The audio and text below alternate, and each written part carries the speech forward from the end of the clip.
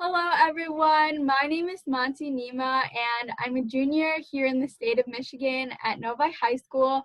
Welcome to our 2020 Tech Series, and thank you all so much for joining us today. Hi, my name is Hirji, and I'm also a junior at Novi High School. We're so excited to be your moderators of this panel today. Today we have our inspiring speaker, Kara, and we also have Daniela, who will be talking about their journeys through STEM. Would you guys like to introduce yourself? Sure. So my name is Kara Costa, and this is Daniela. She's 9, and Daniela is I'm Daniela's mentor, and she's my mentor too. And I thought that it would be great to have Daniela join us today just for a little bit, because I did bring her with me to where I work, which is Microsoft.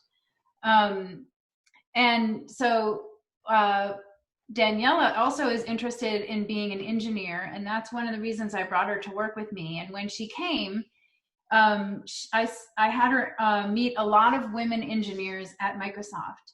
Daniela, what did you learn from the women that you talked to that day? What I learned from the women was you're never too old or too young to become an engineer. Just find the right time for you to become an engineer.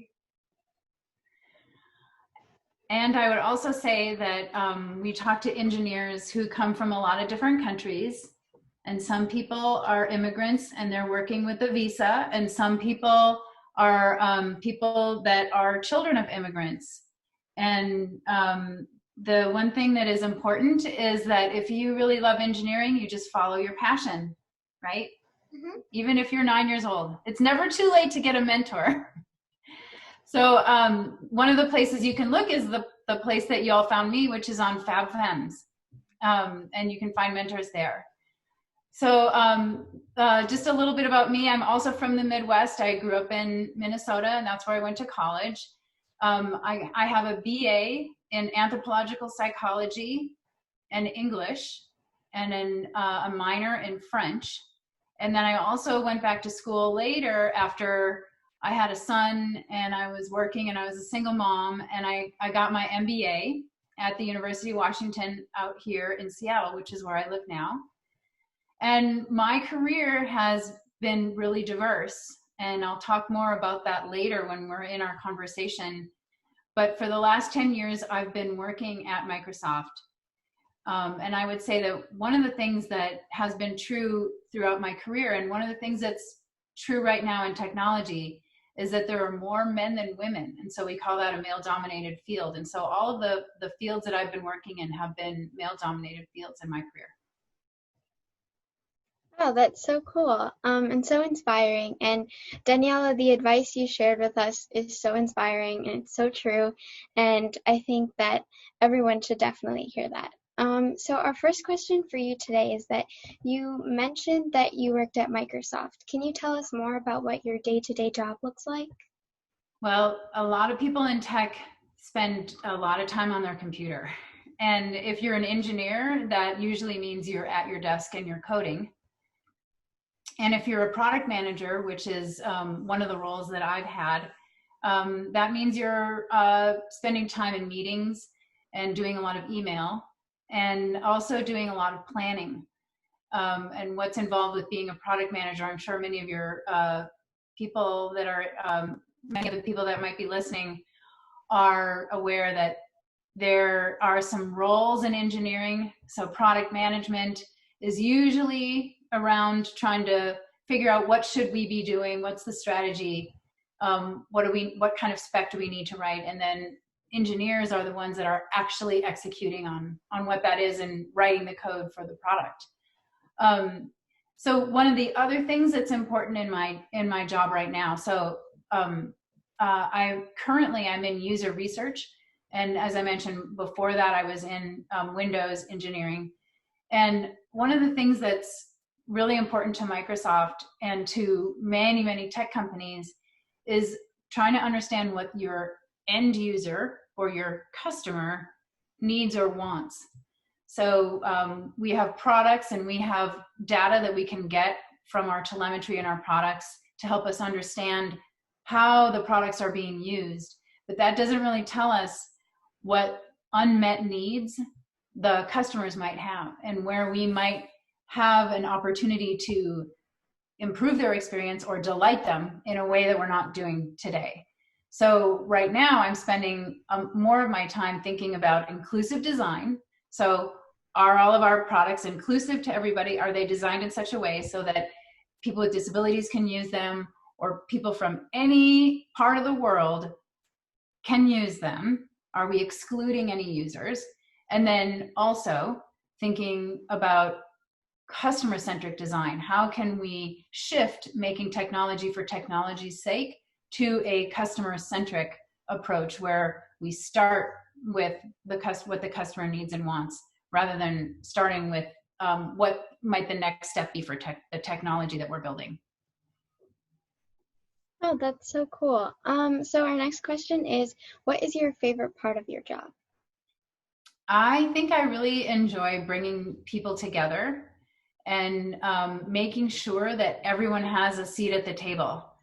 There's a lot of research out there that diversity and inclusion is important, and that diverse teams are more productive, more successful. There's a lot of research, and diversity has a lot of different ways that it shows up. So when you're thinking about building a product, you might want to include the sales team, because they're the ones that are on the front lines talking to customers, and they might be aware of things that other people might not be aware of.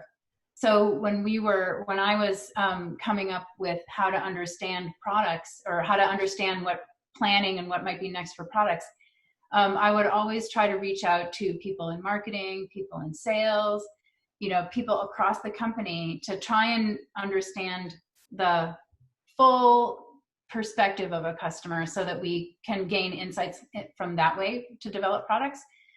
And I would say that act of bringing people together is a really rewarding process. And it's also, there's so much more insight that you can glean for your product and what you want to build, than so many more ideas that you get by doing that.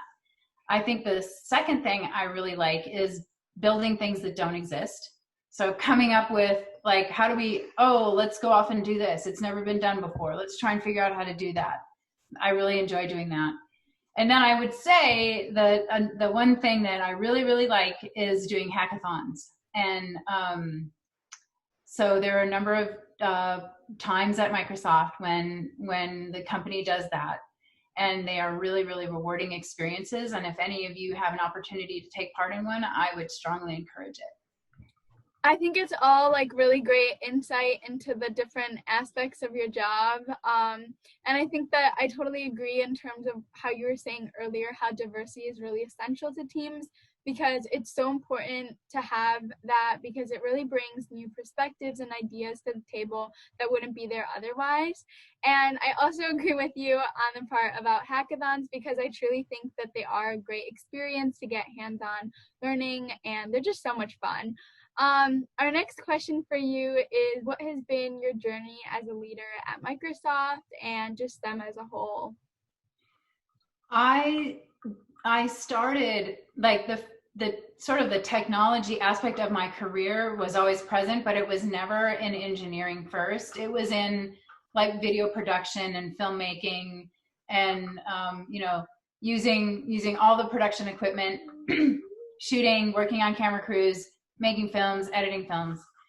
And I actually, speaking of hackathons, that's kind of how I became curious about getting into engineering. So participating in a hackathon was really how I got excited about being in engineering and being curious and wanting to understand that whole world. And at the time, I didn't really understand any of it. And it was sort of like, I wanted to go study abroad, and I wanted to go live in a different country, live in a different culture, and speak a different language. And so I immersed myself on this engineering team. And that's how I started to really understand and learn from the inside out how engineering teams work, like how product development happens. And that journey looked like being in marketing, being a chief of staff, being a product manager. And then now I'm in user research. After having experienced that side, I wanted to move into user research. That's really cool. So our next question for you is, how did you know that you wanted to pursue a career in STEM? And do you have any advice for students on how they can decide their career and if a field in STEM is really right for them? Well, I think that the advice I would give anybody is that you don't need to have it figured out, and you do not need to have to make a decision. All you need to do is try things. And if you like it, keep doing it. If you don't do it anymore. Or try doing it a different way. But the main thing is just try. And so, because if you like look at my whole career, I never picked one thing and I never did one thing. I really bounced around, and that is how you can. There's two ways to approach your career. If you know what you want to do, go for it, right? Great. And that's called a depth approach, is that you pick your area and you just go deep and you just stay there. And I did things from a breadth perspective. I didn't really know what I wanted, so I tried a whole bunch of really different things. And I just continued to follow my interests and let that be my guide. And it took me a long time to figure that out, that you don't have to think your way into what you want to do. You just try stuff. And if you don't like it, just don't do it. You don't have to like everything. You don't have to be good at everything. Find out what your strengths are and just do what you love. I think that's all like really great advice in terms of like trying to figure out like career possibilities. I know that there's just such a broad range. There's like so many different paths to go down to, and it can be overwhelming. So just sticking with like you said, just knowing your strengths and just really doing what you love is so important. Our next question for you is sort of, what are some skills that you think are really helpful at your job, and like what has really, like what type of skills are important? Okay. So I mentioned earlier that I have an English degree, and I think that has been one of the most helpful degrees that I have ever gotten. And part of that is because no matter what job you pick, you're going to have to know how to communicate. And that's what that degree helped me do, is write. You know, like in English, you read and write, and you discuss and you debate what you've written and what you've read. And so being able to express yourself with clarity is one thing that's going to help you no matter what job that you pick. And we actually have at Microsoft, we have our leadership principles, and our leadership principles are three things: create clarity, generate energy, and deliver success. So if you think about that, create clarity, that's all about communication and helping listen to understand what other people are saying and express yourself in a way that other people can understand you, so that everybody knows what's going on and there's no confusion or like things going sideways, right? I mean, that can always happen anyway when you get a bunch of people together. So helping to communicate really is the best thing for any project that you're working on. And then I would say the second thing I would say that is really helpful to me is being open-minded and having a growth mindset. And there's this really wonderful book, like this whole idea of growth mindset was started by Carol Dweck, which if you haven't read that book, I would highly recommend it. It's a really great book, especially if you're in engineering. We think about abstract coding and we think about hard coding. And what we really want to do is we want to do abstract coding. We don't want to just hard code something that can't evolve or change. When you're hard coding something, you have all these assumptions written into that code that that's what it is. And if you think about a mindset that is more abstract and is more open-minded and has taken a few steps back to consider all the possibilities, that's why abstract coding came into use, is because it was a little bit, it accommodated for things so that you wouldn't have to constantly hard code things, right? So, and then the third thing I think that is a really helpful skill at the job is being able to prioritize.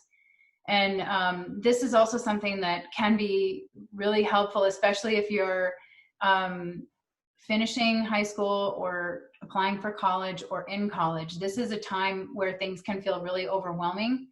And so being able to understand what the priority of things are that are important is what's important. So for example, in an engineering setting, there are probably an infinite number of things that people could do to make the product better. But there are a finite amount of resources as far as people who actually can work. And so you have to prioritize what is the thing that we are going to do that's going to have the biggest impact for the customer or the product that we should do now. And even though everything seems to be important, you have to come up with this really clear list of like, here is number 1 and here is number 2. And if I don't get to number 7, that's okay. And so another thing we talk about in engineering is a cut line. It's like, here's our priorities and we're stopping at 15. And that's something that I learned from engineering as well, is that you can't do everything. And if you try to do everything, you might not achieve success on your top 3 things. Yeah, I think that those are all really important skills and strategies, and I'll definitely be looking into reading that book. So our next question for you is, can you tell us a little bit about what the interview process looks like at big companies like Microsoft? Sure. And I should also just be super clear that when I'm talking right now, I'm expressing my own opinion and I'm talking about my own experiences. And there may be a ton of other people out there who have had completely different experiences, even at Microsoft. And so I do want to make that quite clear, that I'm not speaking for Microsoft in any way. But I will say in general, myself and my friends who I know who are at Amazon, or in the past when I've applied at other companies like Amazon or Google, or there's a Facebook, like all these big tech companies.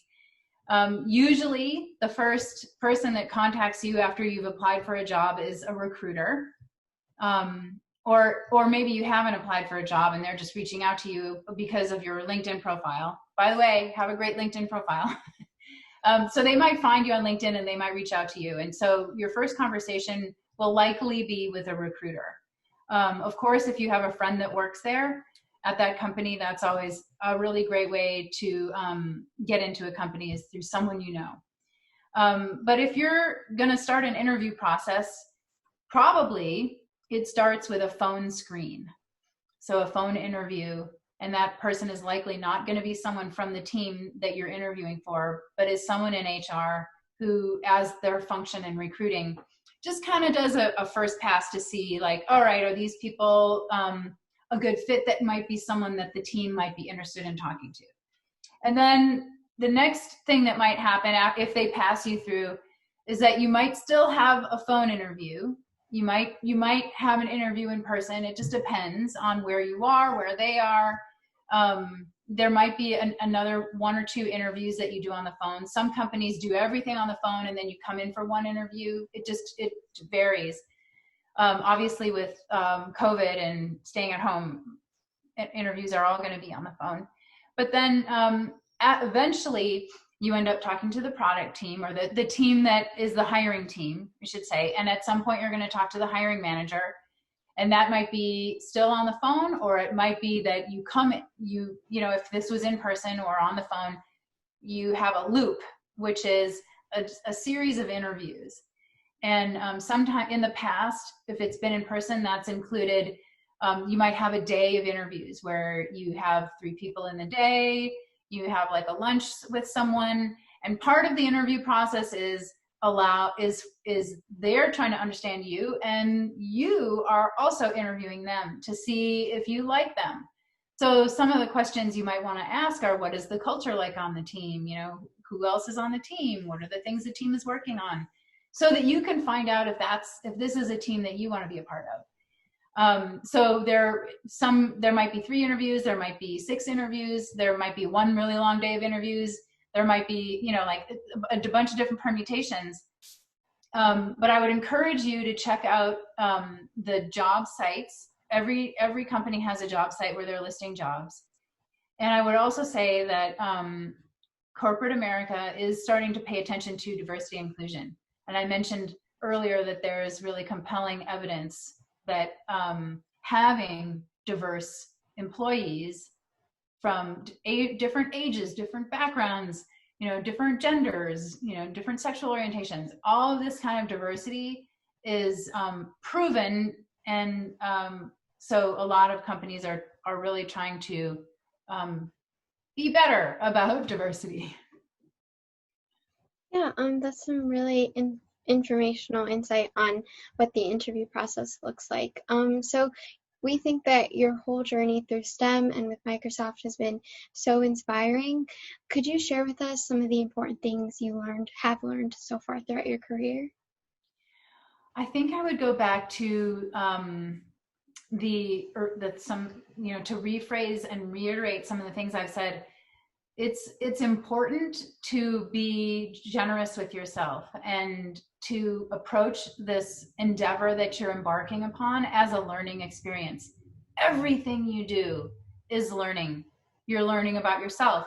You're learning about different companies. You're learning about different jobs. And keeping an open mind and being really kind to yourself about, well, that didn't work out. I guess I don't like that. That's great. That's learning. And that's what you want, is you just, you know, like, and you don't have to have anything figured out. So if you just think of it as this is a learning experience, no matter what you do, you're going to win. And then I think the other thing is that, you know, I was watching, I don't know if any of you have watched or read, has anyone read Michelle Obama's book, Becoming, or Netflix has a special on it right now? It's on my to-do list. Okay. Not yet. Haven't gotten to it yet. It's really wonderful. And I would say that there is a couple of things that she says in that, and she does interviews with, you know, with young girls that are thinking about what are they going to do with their life. And I think one of the things that's really important, especially for women and especially for women of color, is that, and she says this in her book, it's not fair right now, and it's not easy, but we can't wait until it's fair or it's easy. And so, you know, I've definitely had struggles, and I've definitely had experiences in my career that were different than what a man would have had in those experiences, in those same experiences. And I think that you just have to be strong, and like Michelle Obama says, is it's important for us to be in these roles and for us to be a part of, you know, any job that we think is a good fit for us.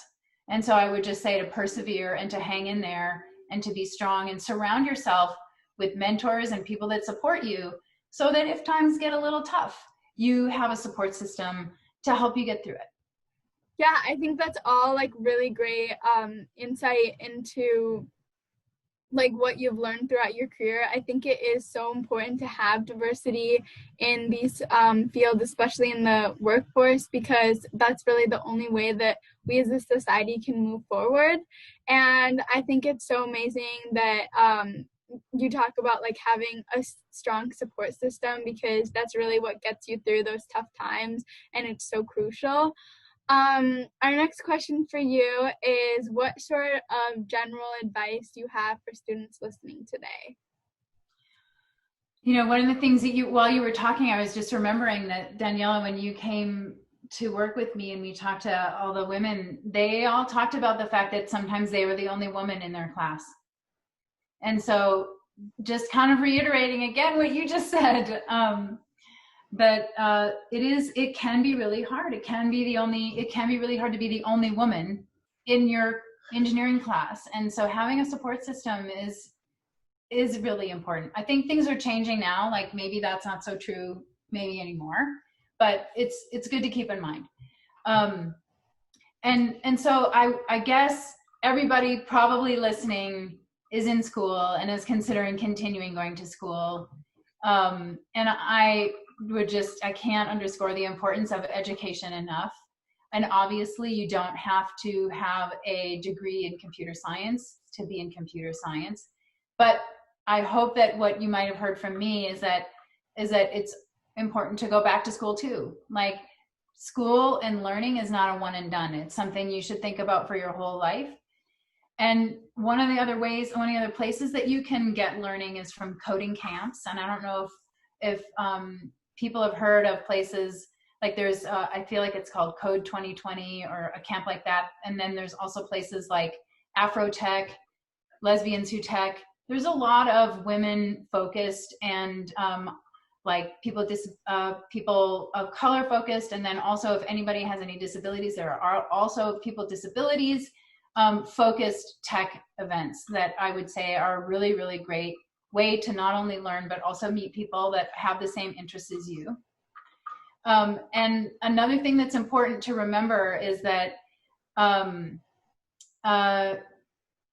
people sometimes think that engineering and STEM are really only like a left brain thing, but there's a lot of research out there that people who also integrate the arts with their, STEM fields are more successful. Like for example, Einstein played the violin, and there are a number of people out there that are, Steve Jobs and, like famous people that are artists as well as engineers. And I think what you might think about is that you can achieve more if you're using both hemispheres of your brain. And so if you're activating creative thinking, that will help you think outside of the box when you want to code. So it's sort of like investing in the full power of your mental capabilities, if you think about it like that. And again, I would just say, to reiterate, that you just be curious. That's the big thing, is just be curious. And if you don't like something, find out why, because that'll help you understand what you do like and what kinds of situations you want to be in. And you don't really know until you try. Like you just don't know. and so when you try, again, that's learning, that's experience, and that's insight for yourself, for understanding yourself. And you will change as you grow older, and your interests may change. So that's why being curious and having an open mind is going to help you, because the job that you are, almost all the jobs that I have had in my career didn't exist when I was in high school. And so the job that's your dream job right now might not exist. So the best way to get to your dream job is to continue to think about, what am I passionate about? What am I really good at? You've seen this Venn diagram, no doubt, before, about finding your true purpose. It's what are you good at? What's easy for you to do? What do you have passion for? What do you have experience in? All these things, if you continue to just follow your interests, you will find your way to your dream job that makes you happy. Thank you so much for sharing, just your journey through STEM and all this important advice and insight that you've learned throughout your career. I think that's all really important for students, no matter whether they're in high school or even in college, to hear. Just everything you mentioned, from diversity to having a strong support system, to whether it be pursuing your passions, ultimately at the end of the day is so important, because that's what keeps you happy. So we really appreciate you taking your time out of your day to speak about your experience. And thank you so much for Daniela for joining us as well. We really enjoyed you guys for being a part of our panel, and we look forward to keeping in touch. Absolutely. And I'm very impressed with both of you for even doing this event. And I'm very proud to be a part of an event led by juniors in high school that is such a well thought out, well planned and organized event. Thank you so much for doing this.